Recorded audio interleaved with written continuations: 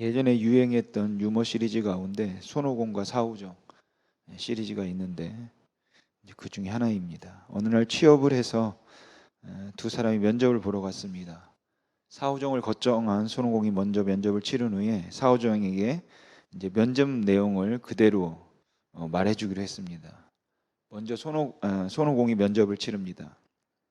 당신은 축구 선수 중에 누가 가장 좋습니까?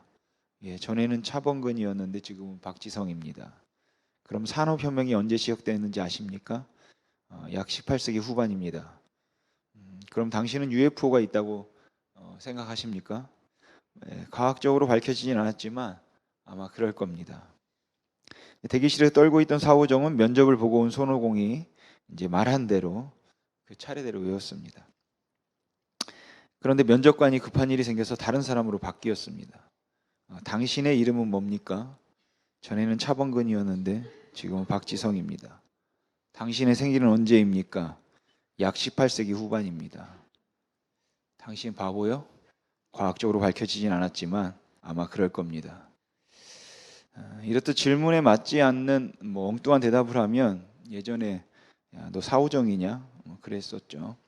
사우정은 이제 잘 못 듣기 때문에 질문의 의도를 파악하지 못하고 엉뚱한 대답을 하는 거죠. 근데 우리 일상의 대화에서도 종종 이런 경우들이 있습니다. 어떤 하나의 주제를 가지고 이야기를 시작했는데 대화하다 보면 나중에는 이게 처음 주제와 관련이 있는 것인가 할 정도로 주제와 좀 벗어나는 경우들이 있죠.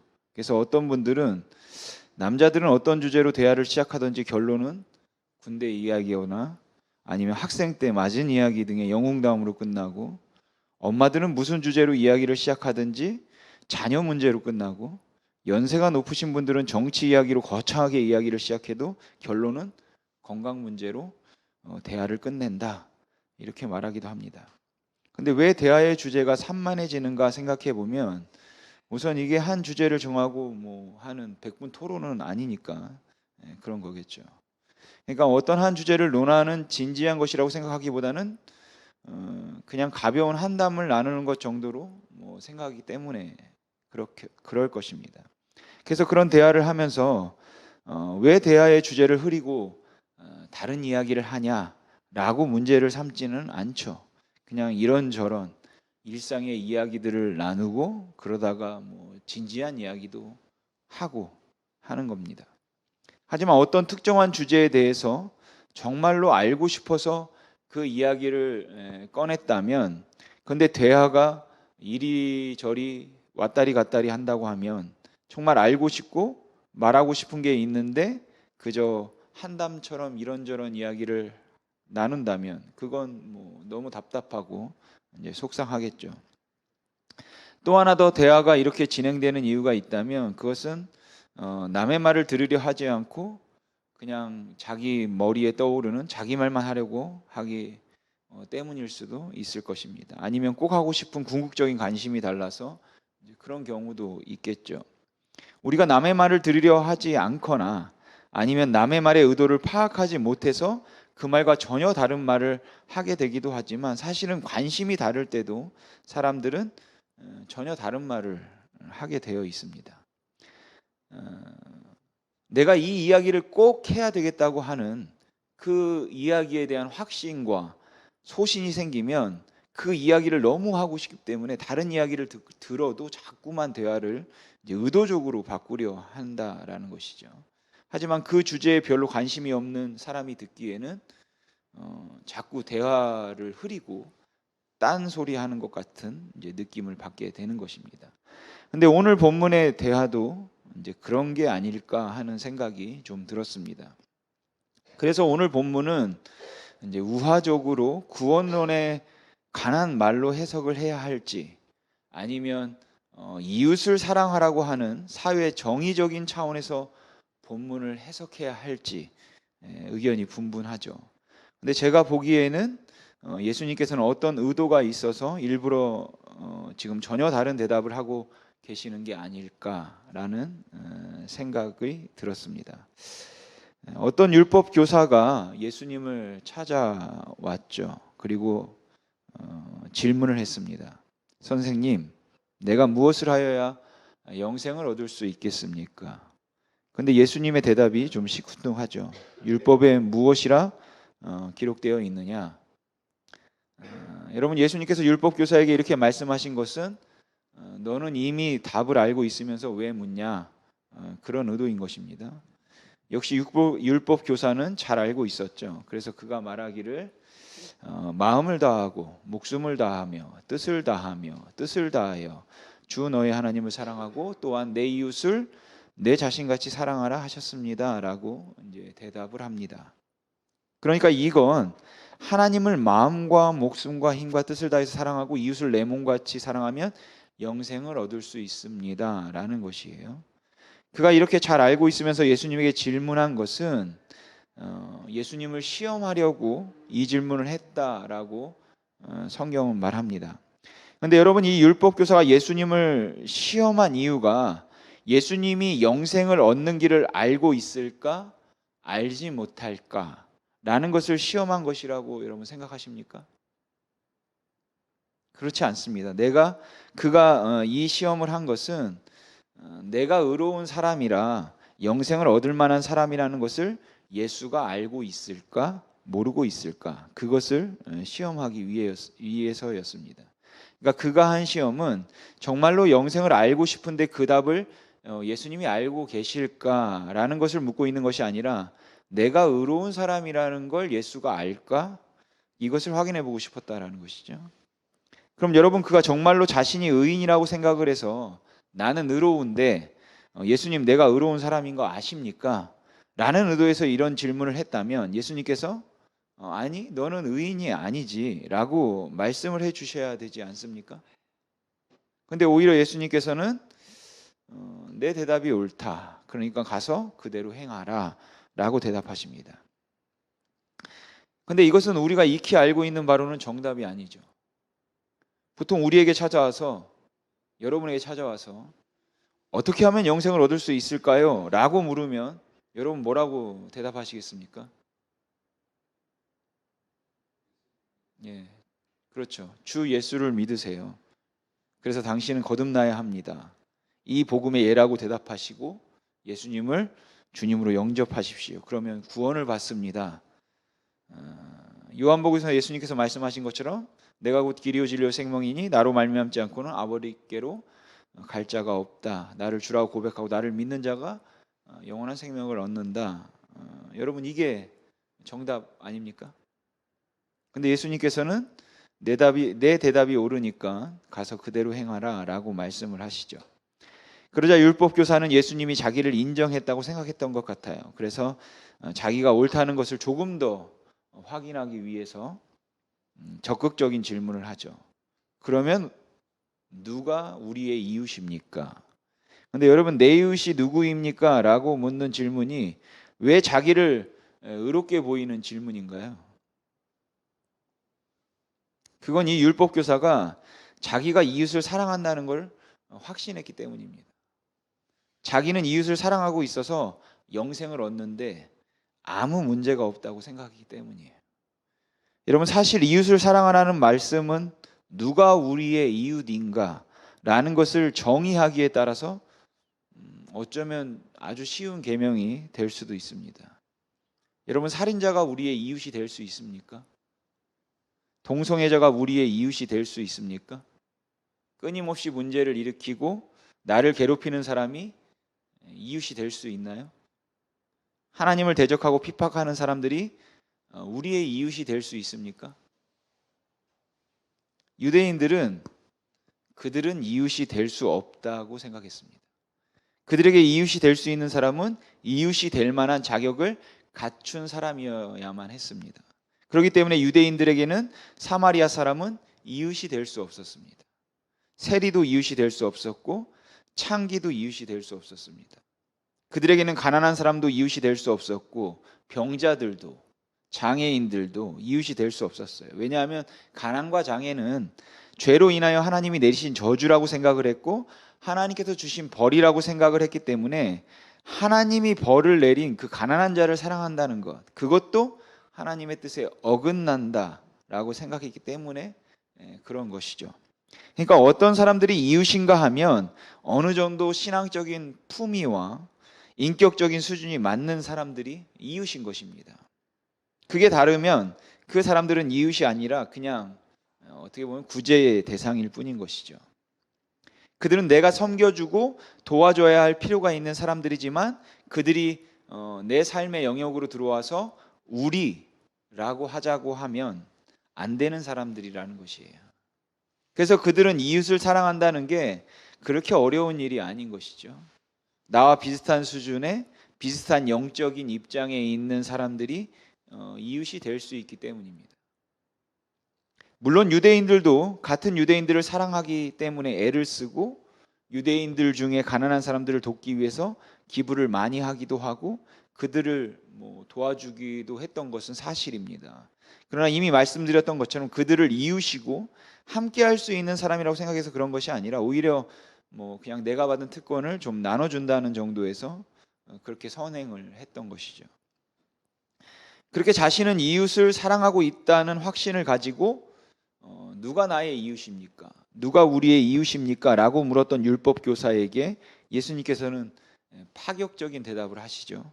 바로 선한 사마리아인의 비유입니다. 이 비유의 줄거리는 이렇죠. 먼저 예수님은 이 비유를 예루살렘에서 여리고로 내려가는 이 길에 생긴 일로 이제 설정을 하십니다. 이 예루살렘에서 여리고 사이의 길은 한 25km 정도 되는데 산악지방이기도 하고 또 강도들이 많이 출몰한다는 소문이 있어서 험하기로 소문난 길입니다. 그래서 사람들이 굉장히 두려워하던 그런 길이었습니다.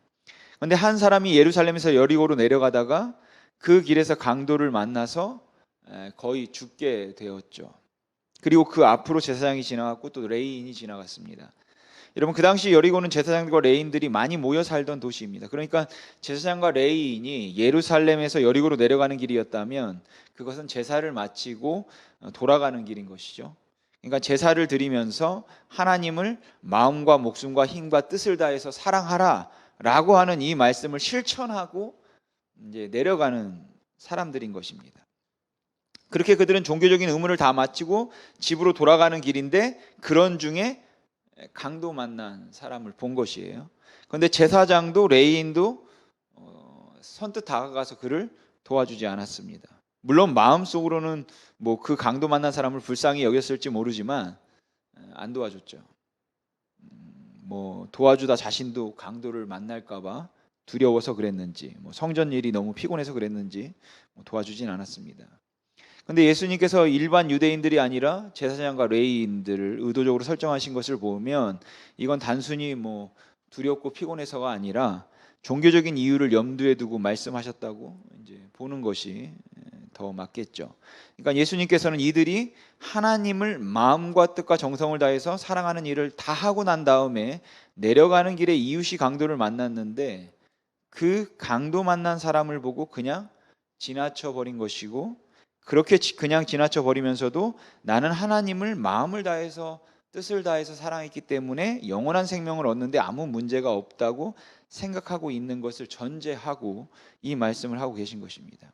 그러니까 이 제사장과 레위인은 종교적인 의무는 다했지만 이웃을 사랑하는 일에 소홀했던 사람들이고 종교적인 그 의무를 다했다는 사실로 이웃을 사랑하지 않는 것을 합리화시킬 수 있었던 어쩌면 그런 위치에 있었던 사람들이라는 것이죠.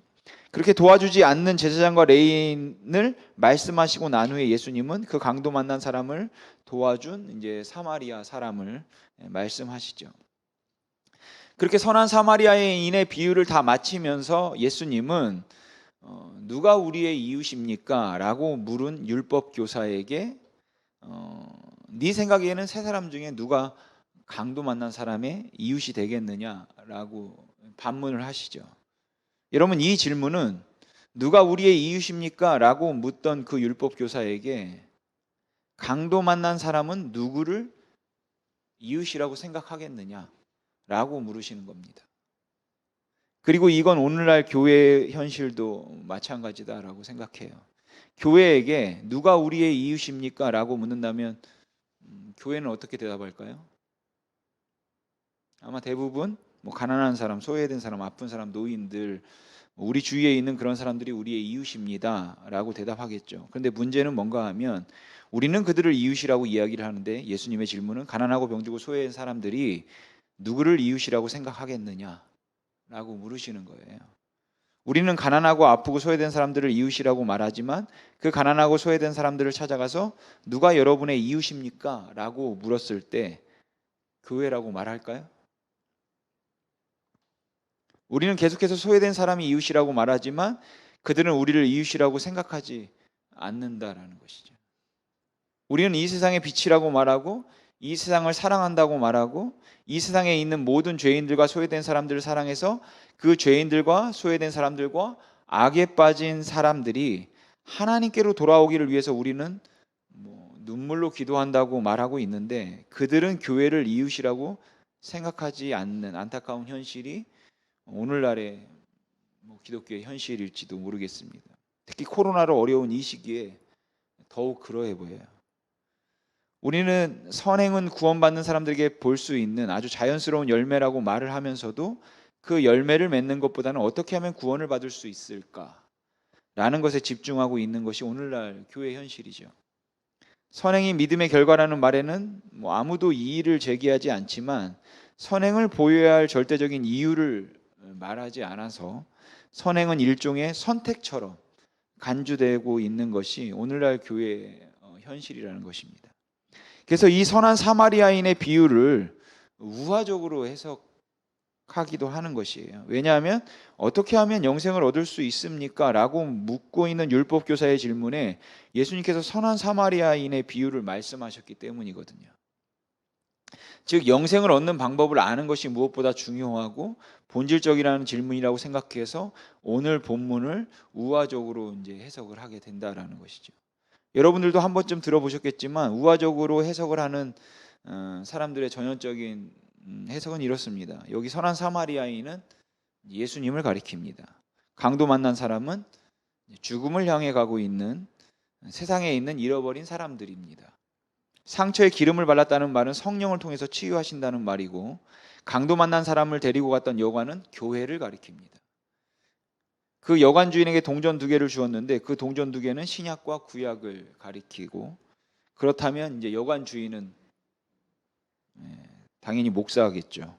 그래서 어떻게 하면 영생을 얻을 수 있습니까? 라는 물음에 선한 사마리안을 통한 예수님의 대답은 이런 것이죠. 성령을 통해 거듭나 교회로 인도함을 받고 목사가 가르치는 신구약 말씀으로 양육을 받으면 영원한 생명을 얻습니다.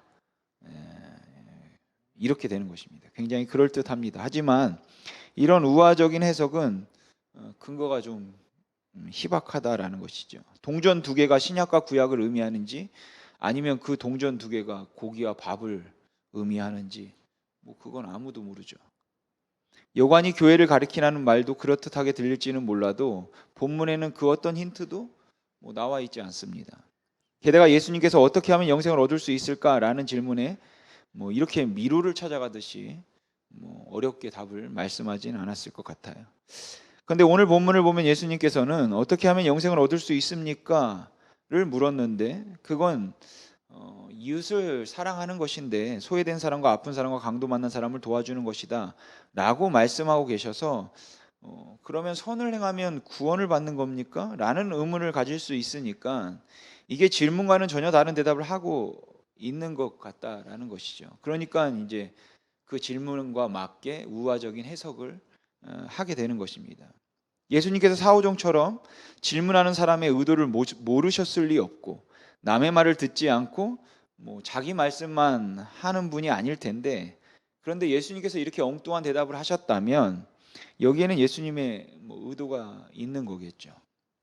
그러니까 질문과 대답이 따로 노는 것처럼 들리는 것은 어쩌면 영생의 가치 그리고 영원한 생명의 의미에 공감대를 형성하지 못한 채 어떻게 하면 영생을 얻는가라는 방법을 찾고 있는 그런 사람들의 마음 때문인지도 모르겠다고 생각합니다. 여러분 종교 생활을 하면서 기득권 안에서 어느 정도 종교 생활이 익숙해지고 편해진 상태에서 이제 이만하면 나는 괜찮은 사람이다 라고 생각하고 그래서 그 영역을 벗어나기를 두려워하고 있는 사람들 나는 구원을 받았다라고 생각하는 그 사람들에게 정말로 영생의 가치가 무엇인지 알고 있느냐라는 이 질문을 예수님께서 하고 싶으셨다라고 생각합니다. 그러니까 예수님의 대답이 엉뚱하게 들리는 이유는 영생의 가치에 대한 진지하고 심각하고 진정한 고민 없이 그냥 어떻게 하면 영생을 얻을 수 있을까? 어떻게 하면 영생을 얻을 수 있습니까? 라며 그냥 인생을 조금 더 즐기고 조금 더 수준 있는 삶을 살기 위해서 묻고 있는 그들에게 예수님께서 오히려 영생의 가치를 네가 알고는 있냐? 방법을 이야기하는 것이 아니라 영생이 얼마나 소중한가? 그 질문을 하고 계시는 것이죠. 단순히 죽어서 천국에 가는 것이 아니라 한 사람의 인생관을 바꿔놓는 것, 즉 전에는 기득권에 있으면서 세상에서 안정되고 편안하게 사는 것이 최고의 성공이고 행복이라고 생각했다면 이제는 그 하나님의 은혜 때문에, 그 영원한 하나님의 사랑 때문에, 그 소망을 가지고 살아가고 있기 때문에 삭개오처럼 가진 것을 팔아서 나눠준다 할지라도 교만하지 않고 아깝지 않을 수 있는 예수 그리스도 안에 새로운 피조물이 되어서 이제는 내가 사는 것이 아니라 내 안에 그리스도께서 사시는 것이라고 이 고백을 붙들 수 있고 이 고백에 진실할 수 있는 것, 이게 영생이고 우리에게 주어진 생명이라는 것이에요. 그리고 이 생명에 대한 가치를 우리가 제대로 이해할 수 있을 때 우리는 비로소 자유함을 경험할 것이고 고난과 가난과 아픔 가운데서도 넉넉함을 경험할 수 있다는 것입니다. 그만큼 그 생명의 가치, 생명은 그 영생은 가치가 있는 것이고 힘이 있다라는 것이에요.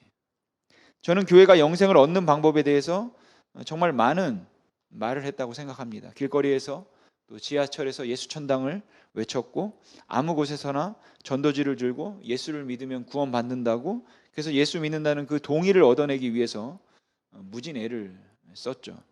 물론 전도를 한다면 그렇게 예수님을 소개해야 한다는 것에 저는 아무 이의가 없습니다. 하지만 예수를 믿어서 가치관이 달라지고 인생의 목적이 달라지는 것이 아니라 예수 믿어도 믿져야 본전 아니냐, 안 믿었다가 나중에 정말 지옥이 있으면 어떡하냐, 근데 잘 되면, 믿어서 잘 되면 복 받고 형통하고 이 땅에 성공할 수 있으니까 부자가 되는 것이고 그래서 대접받고 잘 사는 것이라고 희생도 감사할 수 있는 영생의 가치를 말하지 않은 채 어떤 환난과 고난 가운데서 오히려 감사할 수 있게 만드는 이 영생의 가치를 전혀 말하지 않은 채 영생을 얻는 방법을 말한 것은 어떻게 보면 복음을 변질시켰다라는 것입니다. 그래서 영생의 가치에 합당하게 살아내지 않는 것, 세상의 기준대로 자기 인생을 평가하는 것, 이 상태를 가리켜 바울은 고린도후서 6장 1절에서 10절 그 말씀에서 그 은혜를 헛되이 받은 상태라고 부릅니다. 우리 같이 고린도후서 6장 1절에서 10절 말씀 좀 긴데 같이 읽어보도록 하겠습니다. 시작. 우리가 하나님과 함께 일하는 자로서 너희를 권하노니 하나님의 은혜를 헛되이 받지 말라. 이르시되 내가 은혜 베풀 때에 너에게 듣고 구원의 날에 너를 도왔다 하셨으니 보라 지금은 은혜 받을 만한 때요 보라 지금은 구원의 날이로다.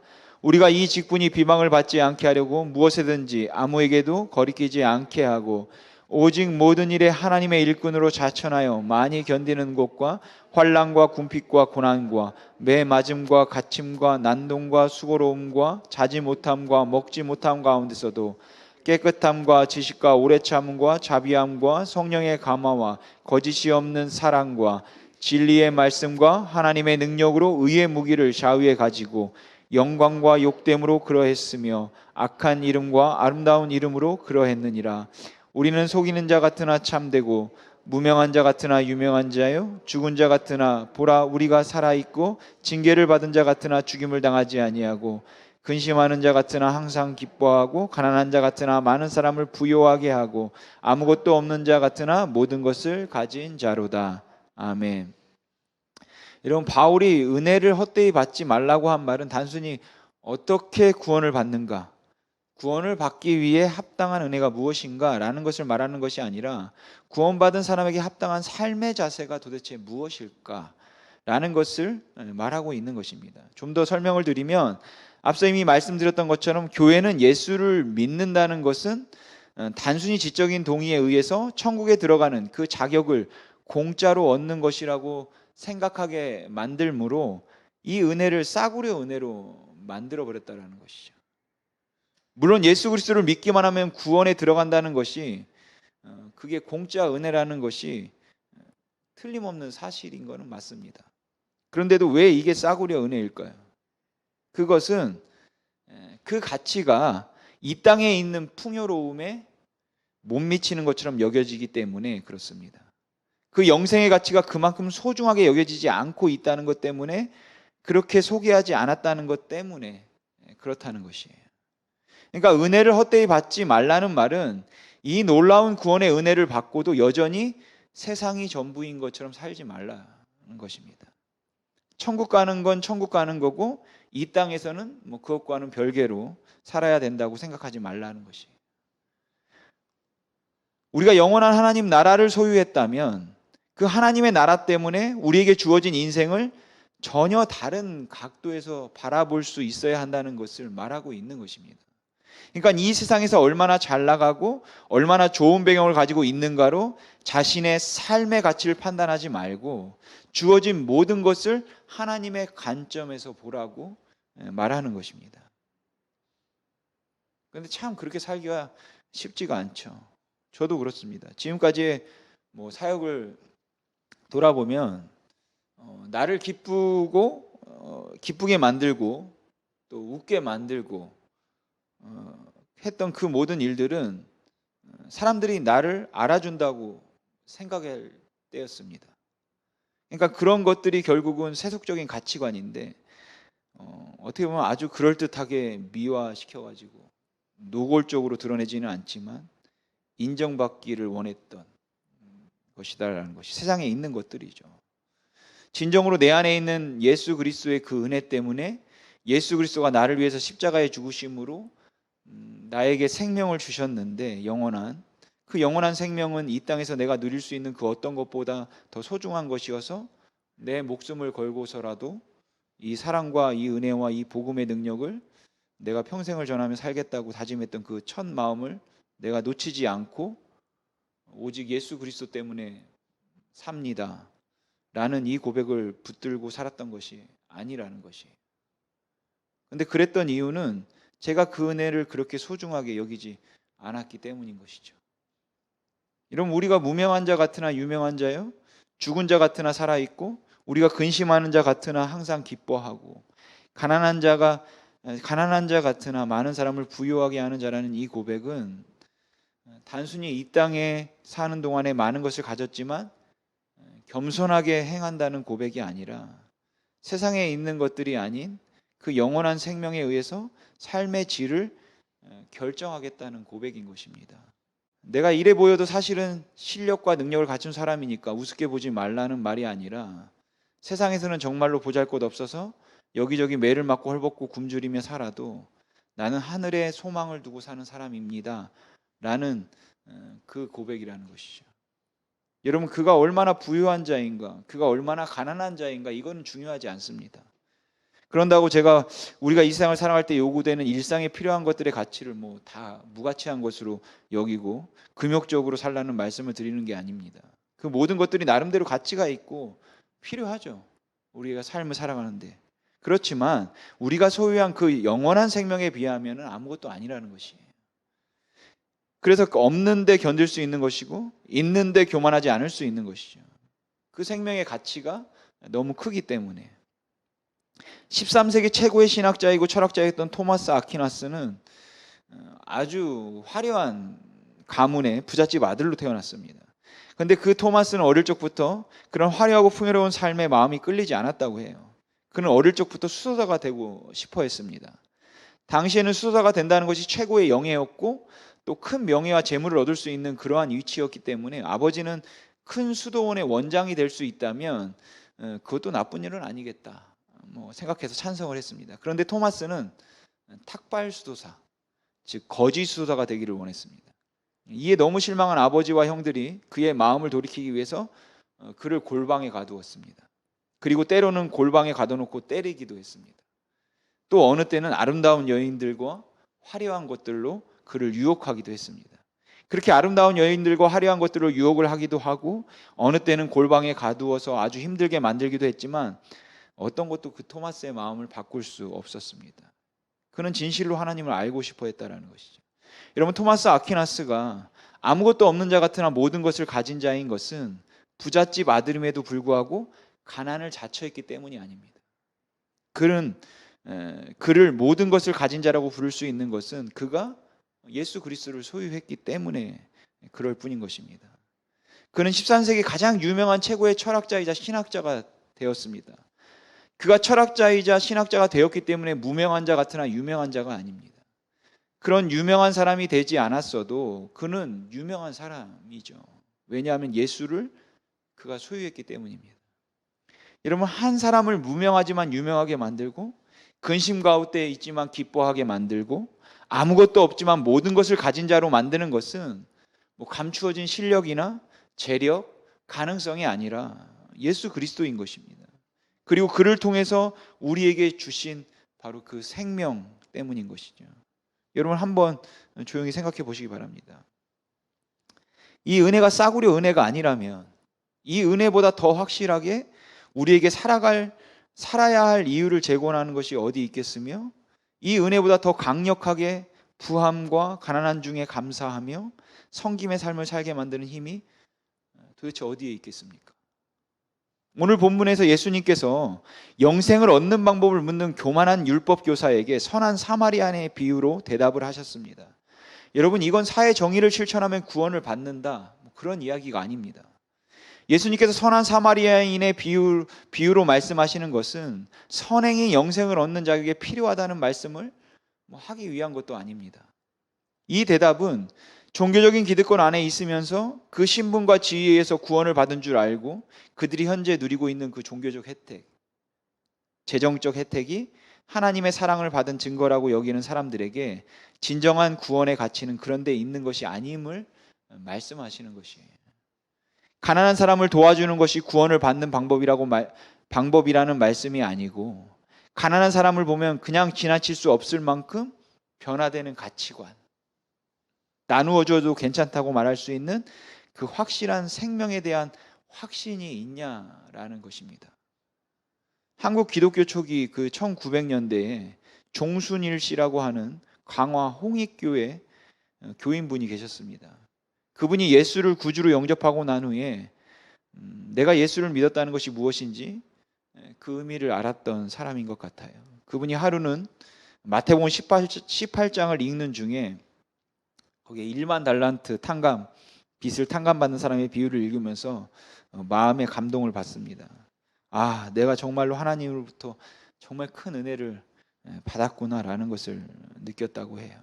그리고 그는 자기에게 빚졌던 사람들을 모두 모아가지고 그들에게 자기가 하나님께 받은 은혜를 증거하고 빈 문서를 꺼내서 그 사람들 앞에서 불사르고 나서 그 모든 사람들의 빚을 다 탕감해 주었다고 합니다. 이렇다면 아마 사람들이 종순일 씨를 찾아서 물었을 것 같아요. 어떻게 하면 영생을 얻을 수 있을까요? 도대체 당신이 얻은 그 생명은 무엇입니까? 어떻게 그럴 수 있습니까? 여러분, 영생의 가치는 모든 문제에 답을 줄 수 있습니다. 가진 것을 팔아서 가난한 자에게 나눠줄 수 있고, 약자를 위해서 울 수 있고, 환난과 고난 중에 참을 수 있고, 아무도 알아주지 않아도 묵묵히 주님 편에 설 수 있고, 더 나은 신분과 조건 때문에 다른 사람들을 무시하거나 함부로 대하지 않을 수 있는 것입니다. 그래서 혹 여러분들이 이렇게 묻는다면, 요즘 왜 이렇게 사는 게 힘들고 자꾸 낙심이 되죠?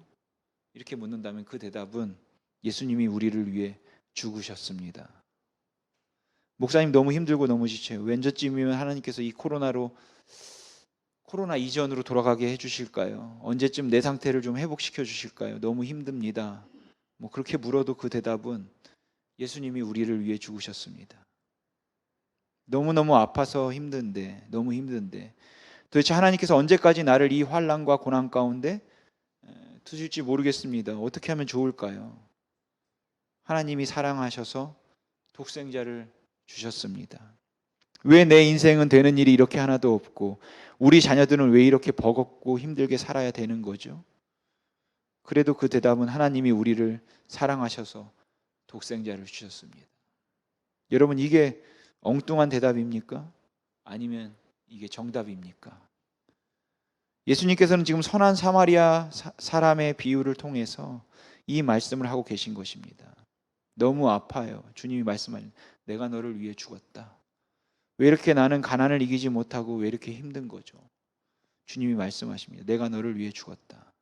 그래서 우리에게 주신 그 영원한 생명의 가치와 그래서 우리에게 하나님의 자녀가 되는 권세를 주셨다는 이 놀라운 사실이 이 세상의 어떤 것과도 바꿀 수 없는 가장 귀한 것이라는 확신과 거기에 대한 신앙 고백이 우리 안에 있다면, 그렇다면 고난과 환난 가운데 있다 할지라도 우리들은 정말로 그 가운데서도 감사할 수 있고 기뻐할 수 있을 뿐만 아니라 세상 사람들보다 더 탁월하고 더 많은 것을 소유하고 더 나은 것을 소유했다 할지라도 그것 가지고 다른 사람 앞에서 함부로 우리가 자랑하지 못한다라는 것이, 오히려 나눠야 하고 섬겨야겠죠.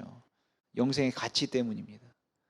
누가는 당시 이방인들에게 이 예수 그리스도의 복음이 어떻게 사실인가 라는 것을 보여주기 위해서 예수님께서 가난한 자에게 관해서 무슨 말씀을 하셨는지, 약자와 여인들에게 대해서 무슨 말씀을 하셨는지, 이 땅에 임하게 하신 하나님의 나라가 어떤 가치관의 변화를 가져왔는지, 그것들을 누가복음을 통해서 누가는 설명하고 있습니다. 그리고 그것들에 대한 설명을 통해서 복음을 이야기하고 있는 겁니다.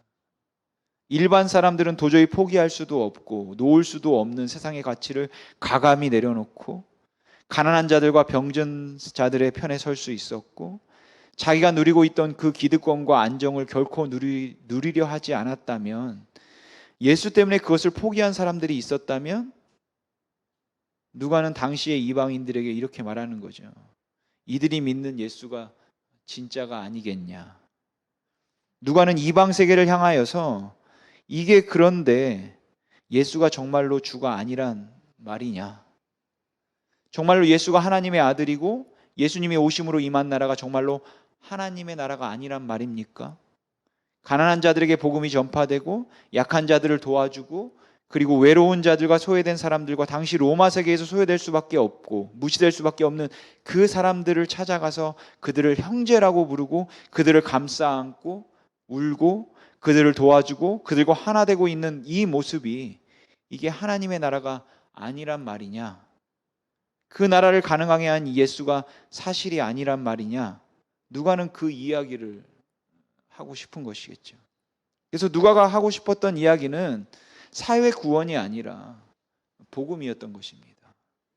누가는 하나님의 나라를 말하고 싶었고 하나님의 나라가 어떻게 임했는가를 말하고 싶었던 것이죠. 사랑하는 성도 여러분, 우리가 살아가면서 정말로 힘들고 어려운 일, 현실적으로 당장의 그런 경제적인 문제들과 배고픔들, 현실적인 어떤 문제들, 그러한 곤란한 상황에 있으면서 이 문제들에 대해서 왜 나에게 아무 답을 해주지 못하는가라고 물을 때 제가 할 수 있는 말은 별로 없지만, 그럼에도 저는 제가 믿고 있는 정답은 예수님이 우리를 위해서 죽으셨습니다. 저는 그 가치가 우리를 그 어려움 가운데서도 다시 일으킬 수 있다고 생각합니다. 그 영생의 가치를 붙잡고 넘어짐 가운데서도 주저앉음 가운데서도 다시 일어서서 그리스도의 제자로 살아가는 우리 힘이 있는 교회 모든 성도님 되시길 주님의 이름으로 소망합니다. 기도하겠습니다.